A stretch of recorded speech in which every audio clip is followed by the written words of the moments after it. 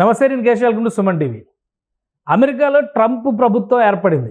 ఏర్పడినప్పటి నుంచి గుండెల్లో దడ మొదలైంది. ప్రధానంగా అమెరికాలో స్థిరపడాలని ఆశిస్తున్నటువంటి వారికి. దీనికి తగ్గట్టుగా వార్తలు కూడా అలానే వస్తున్నాయి. ముఖ్యంగా ఇండియన్స్కి సంబంధించి 10 లక్షల మందిని బయటికి పంపించేస్తున్నారని, టెంపరరీ జాబ్స్ చేస్తున్న వాళ్ళు ఆల్రెడీ వెనక్కి రావడం మొదలుపెట్టేశారని, ఇలా రకరకాల ప్రచారం జరుగుతుంది. నిజంగానే అమెరికాలో మన వాళ్ళు ఇక సురక్షితంగా ఉండలేరా? గ్రీన్ కార్డు సంపాదించాలనేటువంటి కళ ఇక ఆవిరైపోయినట్టేనా? ఒకసారి విశ్లేషించేటువంటి ప్రయత్నం చేద్దాం. మనతో పాటు ఆంధ్రప్రదేశ్ బీజేపీ అధికార ప్రతినిధి రవికిరణ్ గారు ఉన్నారు. రవికిరణ్ గారు నమస్కారం. కేశవ్ గారు, మీకు సుమన్ టీవీ వీక్షకులందరికీ నమస్కారం అండి. రవికిరణ్ గారు, రాజకీయ నాయకులు అనే విషయం మీరు పక్కన పెట్టేసి, మీరు సాఫ్ట్వేర్ ఫీల్డ్లో చేశారు, వివిధ దేశాల్లో పనిచేశారు. అసలు ట్రంప్ బాధ్యతలు తీసుకోగానే ప్రతి ఒక్కరికి గుండెల్లో దడ. ఈ వార్తల్లో నిజమెంత? నిజంగానే ఒక 11 లక్షల మంది వరకు ఇండియన్స్ ఇమ్మిగ్రేషన్ పాలసీస్కి విరుద్ధంగా ఉన్నారు, వీళ్ళందరూ వెనక్కి వెళ్ళిపోతున్నారనే ప్రచారం జరుగుతుంది. ఇందులో నిజమెంత? ఈ దానికి వెళ్లే ముందు మనం వీక్షకులకు కూడా అర్థం చేసుకోవాల్సింది ఏంటంటే, ఏ దేశంలో అయినా సరే సక్రమంగా చట్టబద్ధంగా వలసలు రావటం వేరు, అక్రమ వలసదారులు వేరు. అవును. ఇప్పుడు మన భారతదేశం ఉంది సార్. ఇప్పుడు పాకిస్తాను, బంగ్లాదేశ్, రోహింగ్యాలు, శ్రీలంక నుంచి అక్రమంగా వచ్చేసి పాకిస్తాన్ సరిహద్దుల్లో ట్రెంచ్లు తవ్వేసి వచ్చేసి, మొన్న సైఫ్ అలీ ఖాన్ ని మర్డర్ చేయట ప్రయత్నం చేసినటువంటి అతను హిందూ పేరు పెట్టినటువంటి రోహింగ్యా బంగ్లాదేశీ అతను. సో ఇటువంటి వ్యక్తులందరూ కోట్లలో, లక్షలు కాదు కోట్లలో ఉన్నారేమో. సరిహద్దుల్లో వెస్ట్ బెంగాల్ లాంటి రాష్ట్రాల్లో రాజకీయ పునరావాసం ఇచ్చి, వాళ్ళకి ఓటు హక్కులు ఇచ్చి, ప్రభుత్వాన్ని వాళ్ళకి అనుకూలంగా ఓట్లు వేయించుకునే ప్రభుత్వాలు అస్సాంలోకి వెళ్ళి వాళ్ళందరూ సెటిల్ అయిపోయి డెమోగ్రఫీని, అస్సాంలో అస్సామీయుల కన్నా బయట నుంచి వచ్చిన వాళ్ళు అధిక సంఖ్యలో పెరిగిపోయి డెమోగ్రఫీ మార్చేయటం, ఇది మనం హర్షిస్తామా? మన దేశానికి ఇట్స్ సెక్యూరిటీ థ్రెట్. మన దేశ భద్రతకి ఇది ఒక అగ్ని పరీక్ష, సవాల్. మీరు కావాలంటే సక్రమంగా రండి. ఇప్పుడు ఆ మ్యూజిక్ డైరెక్టర్, ఆయన పాకిస్తాన్ మ్యూజిక్ డైరెక్టర్ వచ్చాడు, ఆయన పేరేంటి, లావుగా ఉండరు. ఎవరైనా సరే సక్రమంగా అప్లై చేసుకొని నాకు పౌరసత్వం కావాలి అంటే ఇస్తారు. అలాగే మీకు ఇక్కడ వర్క్ చేసుకుంటాం భారతదేశానికి, మాకు వీసా ఇవ్వండి అంటే ఇస్తారు. వచ్చారు, మీరు పని చేసుకుని వెళ్తారు. అంటే నేను అక్రమంగా వలసదారులు వచ్చేసిన వాళ్ళందరికీ మానవ హక్కులు ఇక్కడే ఉండాలి. ఫర్ ఎగ్జాంపుల్, ఇప్పుడు నేను ఉంటాను సార్, మా ఇంట్లోకి మీరు వస్తారండి, భోజనం చేస్తారండి, రవికిరణ్ గారు 2 రోజులు మీ ఇంట్లో ఉంటారు సార్ కాకినాడలో అంటారు, స్వాగతం సార్ అంటాను. అది పద్ధతి. లేదు, పెట్టేవాడి సర్దుకొని మీరు వచ్చేసి ఫోర్స్ఫుల్ గా నేను ఉంటాను 1 వారం అంటే, సర్లే పెద్ద వచ్చాడు మనం కాదన్నా అంటారు. 6వ రోజు వెళ్ళమంటే అయ్యి మానవ హక్కులు, నేను వస్తే ఇవ్వమంటావా, నాకు హక్కులు లేవంటే ఎలా ఉంటుంది, ఎంత చండాలంగా ఉంటుంది. ఇది అంతే సార్. సో అందుకనే మన దేశం భద్రత మనకు ఎలా ముఖ్యమో, అమెరికా దేశ భద్రత కూడా వాళ్ళకి అంతే ముఖ్యం. నేను వేరే దేశాల్లో వర్క్ కూడా చేశాను కాబట్టి, నేను ప్రత్యక్షంగా చూశాను కాబట్టి కూడా చెప్తున్నాను. ఇప్పుడు మనం అమెరికాలో ఉన్న పరిస్థితి, అక్కడ ఎవరన్నా సరే సక్రమంగా H1Bలు, F1లు తీసుకుని వెళ్తే ఇబ్బందే లేదు. ఈ రోజు అక్రమంగా వెళ్ళిపోయారు కొంతమంది, రకరకాల మార్గం. ఇది కెనడా నుంచి, నేపాల్ నుంచి, ఖలిస్తానీ బ్యాచ్ ఉన్నారు చూసారా, పంజాబ్ నుంచి వెళ్ళేవాళ్ళు, నేపాల్ నుంచి, కెనడా నుంచి దూకేసి ఆస్ట్రేలియా, అమెరికా వెళ్ళిపోతారు. అలాగే మెక్సికో బార్డర్ నుంచి ఫెన్సింగ్ దూకేసి, ఇప్పుడు ఫెన్సింగ్ దూకుతున్నారు బంగ్లాదేశ్ లో. మనం ఊరుకుంటున్నారా? మన భారతదేశంలో ఉన్నటువంటి మన పౌరులు ఊరుకుంటున్నారా? జై శ్రీరామ్ అని చెప్పి కత్తులు కొడవలు పట్టుకుని మీదకి వెళ్తున్నారు. ఎందుకు ఊరుకుంటారండి? అలాగే మెక్సికో బార్డర్ దాడి వచ్చేస్తే ఊరుకుంటారు వాళ్ళు కూడా. అది మన దేశ రక్షణ కదా, సావర్నిటీ కదా, ఆ దేశ అంటే చాలా మంది ఇండియన్స్ కి అమెరికాలో సెటిల్ అవ్వాలనేది ఒక కళ ఉంటుంది. ఇప్పటివరకు ఏంటంటే అక్కడ చదువు కంప్లీట్ అయిన తర్వాత ఏదో ఒక ఉద్యోగం సంపాదించుకునో సెటిల్ అవ్వచ్చు అనేటువంటి అభిప్రాయం ఉంది. ఇప్పుడు తీసుకొస్తున్నటువంటి ఈ కొత్త రూల్స్ ఫ్రేమింగ్ కానీ, ముఖ్యంగా జన్మతః వచ్చేటువంటి పౌరసత్వాన్ని కూడా అక్కడ తిరస్కరించాలనేటువంటి నిర్ణయానికి గవర్నమెంట్ వచ్చింది. కానీ కోర్టులో ఉంది, ప్రొసీజర్లో అది ఏం జరుగుతుంది అనేది చూడాలి. బట్ ఇది పూర్తిగా సహేతుకం కాదు అని చెప్పని అమెరికన్స్ కూడా వాదిస్తున్న పరిస్థితి ఉంది. కాబట్టి దీనివల్ల మన వాళ్ళు వెళ్ళి ఒక 20 ఏళ్ళ నుంచి 15 ఏళ్ళ నుంచి ఉన్న వాళ్ళు నష్టపోయేటువంటి పరిస్థితులు ఉండవా? ఇది ఆ ప్రాబ్లం కాదు సార్. దీనిలో 2-3 అంశాలు కన్ఫ్యూజ్ చేస్తున్నారు. ఇప్పుడు ఆల్రెడీ H1 నుండి ఉంటున్న వాళ్ళకి ఇబ్బంది లేదు, F1 నుండి ఉంటున్న వాళ్ళకి ఇబ్బంది లేదు, గ్రీన్ కార్డు ఉన్న వాళ్ళు ఉంటున్న వాళ్ళకి ఇబ్బంది లేదు, దశాబ్దాలుగా ఉంటున్న వాళ్ళకి ఇబ్బంది లేదు, వాళ్ళ పౌరులు అయిపోయి వాళ్ళు ఎవరికి ఇబ్బంది లేదు. ఇప్పుడు అది ఎవరైతే అక్రమంగా వెళ్ళారో, ఫర్ ఎగ్జాంపుల్ నేను షికాగోలో ఉండేవాడిని. షికాగోలో దివాన్ స్ట్రీట్ అని ఉంటుంది, అది మొత్తం పాకిస్తాన్ స్ట్రీట్ అనమాట. దానిలో చాలా మంది చిన్న చిన్న రూముల్లో ఉండిపోతుంటారు, ఇప్పటికీ ఉండిపోతుంటారు. వాళ్ళు ఎవరు ఏంటంటే టూరిస్ట్ వీసాలుగా వచ్చేసి అక్కడ ఉన్న 100 మంది గుంపులు కలిసిపోతారు, ఓకే. పోలీసులకి దొరకరు. వాళ్ళందరూ అక్కడ పని చేస్తుంటారు. ఆ సీట్ లో పటేల్ బ్రదర్స్ అని ఇలాంటి షాప్స్ అన్ని ఉంటాయి, మన పచారీ కొట్లు ఉంటాయి పెద్ద పెద్ద. దానిలో తక్కువ జీతానికి పని చేసేస్తుంటారు. ఇప్పుడు ఎలాగ మనకు బంగ్లాదేశీలు వచ్చేసి టైర్ పంచర్లు వేసేవాళ్ళు, ఇంట్లో పని చేసే వాళ్ళు, చిన్న చిన్న డ్రైవర్ గా తక్కువ డబ్బులు వర్క్ చేస్తున్నారు, మనం చూస్తాం కదా మన కళ్ళ ముందే. అదే రకంగా అమెరికాలో కూడా ఇలా ఇల్లీగల్ గా వెళ్ళిపోయిన ఆ పెట్రోల్ బంకుల్లో పని చేసుకుంటారు, ఏం చేస్తుంటారు, లేదా వెళ్ళి క్రైమ్ చేస్తుంటారు, ఇన్ని చేస్తుంటారు. మరి అది ఆ దేశ రక్షణకి ఇబ్బంది అయితే అటువంటి వాళ్ళందరినీ ఇప్పటి వరకు 18,000 మంది గుర్తించామని చెప్పేసి మొన్న జయశంకర్ గారిని కలిసినప్పుడు అమెరికా నూతన సెక్రటరీ ఆఫ్ స్టేట్ ఆయన చెప్పడం జరిగింది, మార్కో రూబియో చెప్పడం జరిగింది. ఓకే, ఆబ్వియస్ గా మా పాలసీ అమెరికాకే కాదు ఏ దేశం కానీ అదే పాలసీ. ఎక్కడైనా సరే మా పౌరులు మీ దగ్గర ఇల్లీగల్ గా వచ్చారని చెప్పి మీరు ప్రూవ్ చేయగలిగితే, వాళ్ళు మా భారతీయులని ప్రూవ్ చేయగలిగితే తప్పనిసరిగా మేము తీసుకుపోతాం. అమెరికాయే కాదు ఏ దేశంలో అయినా సరే మాకు ఇదే పాలసీ అని చెప్పి అన్నారు. సో దాని తప్పేంటి? ఆ 18,000 అన్నారు, వెరిఫై చేసుకుంటాం, నిజంగా మన వాళ్ళని తెచ్చుకుంటాం, మనకు వచ్చిన ఇబ్బంది ఏంటి? 11 లక్షలు 10.5 లక్షల మంది వెళ్ళిపోతున్నారు, వీళ్ళందరూ ఇండియన్సే అని చెప్పని ఒక ప్రచారం జరుగుతుంది, అందులో నిజం లేదా? లేదండి, నిన్న ట్వీట్ కూడా చేశారు కదా, 18,000 మంది మాత్రమే ఉన్నారు ఇల్లీగల్ అన్నారు. దాకా లక్షల్లో మెక్సికో నుంచినో వెనిజువేలా నుంచి వెళ్ళిపోయిన వాళ్ళు ఉన్నారు. వాళ్ళందరినీ ఇప్పుడు మెక్సికన్స్ ఏంటంటే వాళ్ళందరూ ఇక్కడ హోటల్స్ లో చిన్న చిన్న వర్క్ చేసే వాళ్ళు ఉంటారు, వాళ్ళందరూ ఏంటంటే ఎక్కువ అలాగా వచ్చేసి ఉంటుంటారు. సో అన్ని ఇప్పుడు ఏమవుతుందంటే ఆ దేశ పాలిటిక్స్ వెస్ట్ బెంగాల్ లో టీఎంసీ ఎలా గెలుస్తుంది?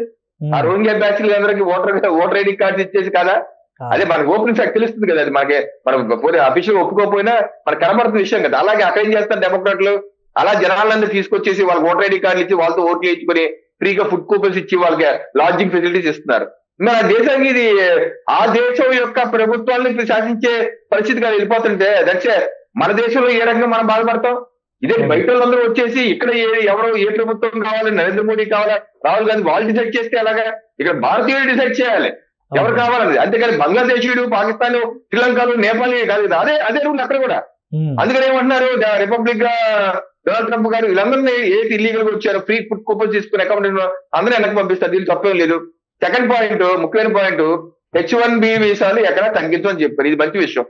లీగల్ గా వెళ్ళండి ఆయన ఏమంటున్నారు, లీగల్ గా రండి, స్కిల్డ్ పీపుల్ రండి. ఇలాంటి మాస్కు అదే అంటున్నారు. వివేక్ రామస్వామి గారు నేషనల్ సెక్యూరిటీ అడ్వైజర్ లో డైరెక్టర్, ఆయన అదే అంటున్నారు, లీగల్ H1B ఎటువంటి తగ్గింపు ఉండదు.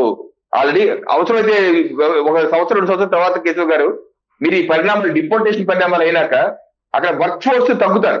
ఎందుకంటే ఈ లక్షల్లో బయటికి వెళ్ళారనుకోండి, ఆ వర్క్ ఫోర్స్ తగ్గుతారు కదా, తగ్గినప్పుడు వాళ్ళు ఫిల్ చేసుకోవాలి ఈ గ్యాప్, మళ్ళీ ఆ కోట పెంచే అవకాశం ఉంది.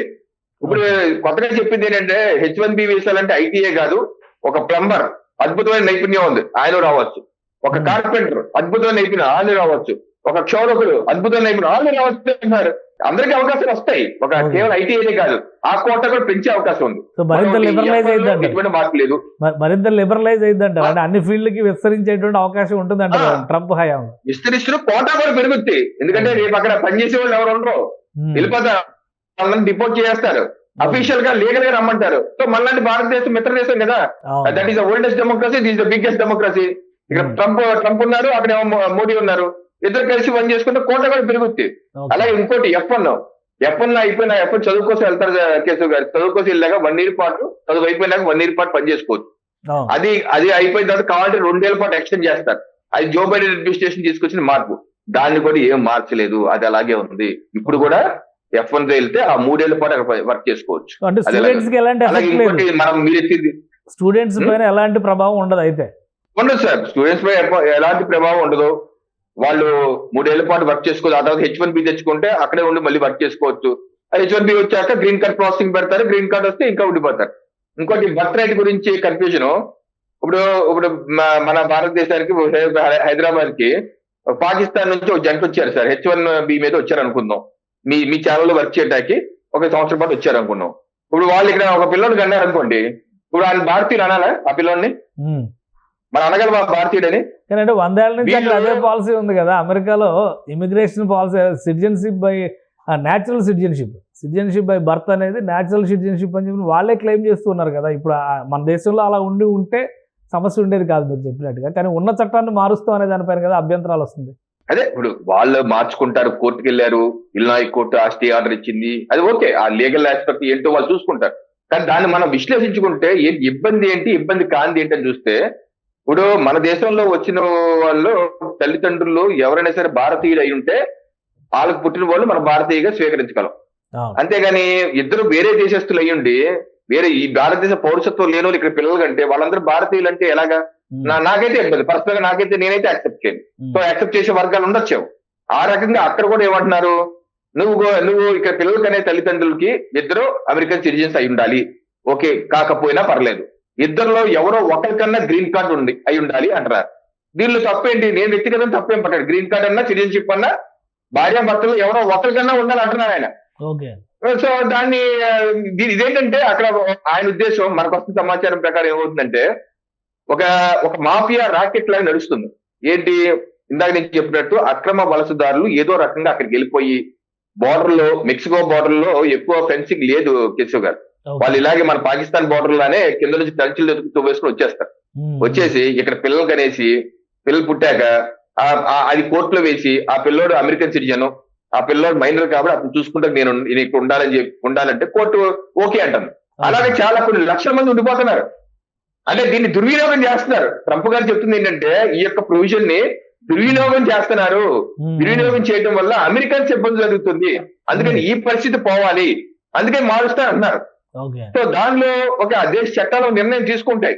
కాబట్టి దీని వల్ల ఏదో జరిగిపోతుంది, పొలం పుట్టే వాళ్ళని. ఒకటంటే రవికిరణ్ గారు ఒక విషయం, మరి ఇండియన్స్ చాలా వర్రీ చెందుతూ డెలివరీలకి సంబంధించి సిజేరియన్ ఆపరేషన్లు చేయించేసుకుంటున్నారు. ఫిబ్రవరి 19వ తారీఖు లోపు పుడితేనే అమెరికన్ సిటిజన్స్ అవుతారు మా పిల్లలు అనేటువంటి ఫీలింగ్తో ఉన్నారు. దీనిపైన కూడా తెగ వార్తలు వస్తున్నాయి. మరి నిజంగా ఇంటర్నేషనల్ మీడియా నుంచి వస్తున్నాయా లేదా మరి తెలుగు వాళ్ళు వండి వారుస్తున్నారా కథనాలు? క్లారిటీ ఇవ్వండి మీరే. సార్ ఇప్పుడు అమెరికాలో సిజేరియన్ ఓ పట్టాన్ని చేయరు, మన దేశంలో కాదు. మన దేశంలో పువ్వు అంటే కోసేస్తారు, ఆ అంటే కోసేస్తారు.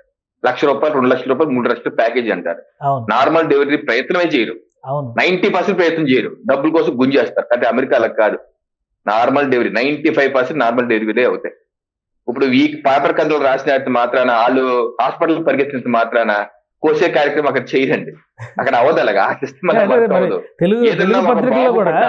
తెలుగు పత్రికల్లో కూడా ప్రధానమైన పత్రికల్లో కూడా ఏదో డెలివరీ అని పెద్ద పెద్ద హెడ్లైన్లు పెట్టి సఫా కోసేస్తున్నారని అదే స్టైల్లో ఆ లాంగ్వేజ్ కూడా అలానే రాశారు. నిజంగా ఇంతమంది కోసేస్తున్నారో రోజుకనే సందేహం వచ్చి, అసలు నార్మల్ డెలివరీ కాకుండా సిజేరియన్ చేయాలంటే ప్రొసీజర్ ఏముంటుంది అక్కడ అమెరికాలో? సార్ ఇప్పుడు వీక్షలు కూడా ఆలోచించండి. ఒక పిల్లోడు, ఒక బాబు పాప పుట్టాలంటే 9 మాసాలు పరిపక్వత డిఫరెంట్ స్టేజెస్ లో అవుతుంది. అవును.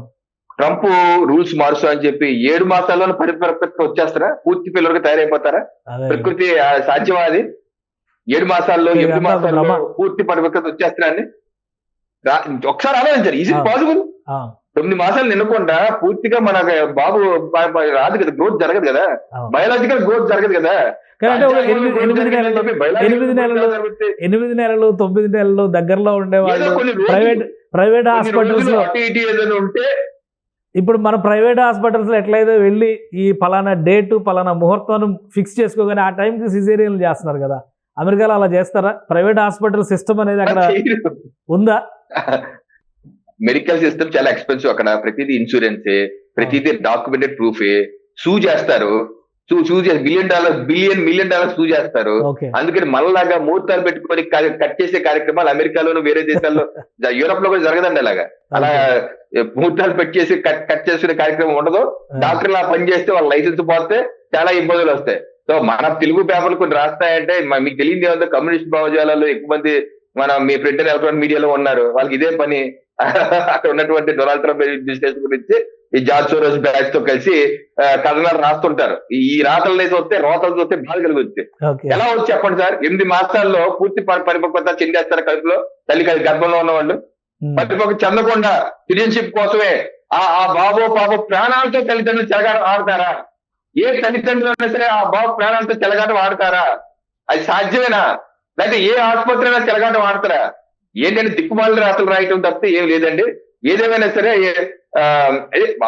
ఇప్పుడు అమెరికా ఫస్ట్ అంటున్నారు సార్ ట్రంప్ గారు. మోడీ గారు ఏమంటున్నారు? ఇండియా ఫస్ట్ అంటున్నారు. మోడీ గారు ఏమంటారు? మేక్ ఇన్ ఇండియా అంటారు. డొనాల్డ్ ట్రంప్ ఏమంటారు? మేక్ ఇన్ అమెరికా అంటున్నారు. ఆయన ఆ దేశ రాష్ట్రపతి కాదు, ఆ దేశం గురించి ఆలోచిస్తారు. ఈ దేశ ప్రధానమంత్రి కాదు, ఈ దేశం గురించి ఆలోచిస్తారు. తప్పేంటి? ఇప్పుడు మన దేశంలోనే ఉత్పత్తి చేయాలి, అన్ని దిగుమతి చేసుకోకూడదు అని నరేంద్ర మోడీ గారు ఇది వికసిత భారత్ సంకల్ప యాత్ర మనం దిగుమతి చేసుకుంటా ఉంటే మన దేశంలో ఉద్యోగ ఉపాధి కల్పన ఎలా జరుగుద్ది, మన దేశం సంపద ఎలా పెరుగుద్ది, మన దేశంలో ట్యాక్స్ కలెక్షన్స్ ఎలా వస్తాయి, మన దేశం అభివృద్ధి ఎలా జరుగుతాయి, జీడిపి ఎలా గ్రో అవుతాయి, దిగుమతి చేసుకుంటే ఉన్న డబ్బు వెళ్ళిపోతుంది బయటికి, లోపల రాదు కదా. అవును. సో అందుకని మేక్ ఇన్ ఇండియా అంటున్నాం, ఆయన మేక్ ఇన్ అమెరికా అంటున్నారు. తప్పేంటి? సో భారతీయులకు ఎలాంటి ఇబ్బందులు రావంటారు, భారతీయులకు ఎలాంటి ఇబ్బందులు రావు. ఇప్పుడు ఇల్లీగల్ అక్రమ వలసదారుల మీద అమెరికా ప్రభుత్వం యాక్షన్ తీసుకుని మనకి అడ్వాంటేజ్ ఏంటంటే మనకు వచ్చేది వేలల్లోనే ఉంటారు, ఇక్కడ నుంచి బయటకు పోయే లక్షల మీద ఉంటారు. అవును. ఇది Rohingya batch, Pakistan batch, Bangladesh batch, ఈ బ్యాచ్ లక్షల్లో మనం హ్యాపీగా బయటకు పంపించవచ్చు. ఏ మానవ సంఘం లేకపోతే అమెరికా సంఘం, జార్జ్ సోరోస్ టీము, ఆ టీం ఎవరు రారు, నోరు విప్పరు. ఎందుకంటే అమెరికానే పంపిస్తుంది కదా బయటికి, అమెరికానే పంపిస్తున్నారు, భారతదేశం ఎందుకు పంపించకూడదు? ఓకే. ఇదనమాట. అలాగే మనకు అడ్వాంటేజ్, మనం క్లీన్ చేసుకోవచ్చు. ఇటువంటి వ్యక్తులందరినీ చక్కగా ఏరి పడేయచ్చండి, బయటికి పంపించేయచ్చు. అలా మనకి ఇబ్బంది ఉండదని మంచిగా జరుగుతుంది. Right right. Thank you Ravikiran గారు విశ్లేషణ అందించినందుకు. ఇది అమెరికాలో కొత్త అధ్యక్షుడు డొనాల్డ్ ట్రంప్ తీసుకుంటున్నటువంటి నిర్ణయాల వలన భారతదేశానికి వచ్చేటువంటి నష్టం పెద్దగా ఏమీ లేదు. పైగా ఆ నమూనాని ఆచరిస్తే మేక్ ఇన్ ఇండియా కాన్సెప్ట్ మరింత విస్తరించడానికి, అభివృద్ధి చెందడానికి అవకాశం ఉంటుందని రవికిరణ్ గారు విశ్లేషిస్తున్నారు. అలానే అమెరికాలో వేలమేరిగా సిజేరియన్ ఆపరేషన్లు జరుగుతున్నాయి అనేటువంటివి కూడా ఏమాత్రం లాజిక్ తెలియని మాటలు, లేదా అమెరికా గురించి తెలియని వారు చేసేటువంటి ప్రచారాలుగా ఆయన కొట్టిపడేస్తున్నారు. డొనాల్డ్ ట్రంప్ అమెరికా ఫస్ట్ అనడానికి కారణం ఆయన మాతృదేశానికి సంబంధించి అభివృద్ధి చెందాలనేటువంటి కళలో భాగంగా జరుగుతున్నటువంటి ప్రక్రియగానే దీన్ని చూడాలి. ఇక భారతీయుల్లో నిజమైనటువంటి టాలెంట్ ఉన్న వాళ్ళకి H1B వీసాల సంఖ్య భవిష్యత్తులో పెరగడానికి కూడా ఆస్కారం ఉందని విశ్లేషిస్తున్నారు. ఇది స్పెషల్ డిస్కషన్. Keep watching.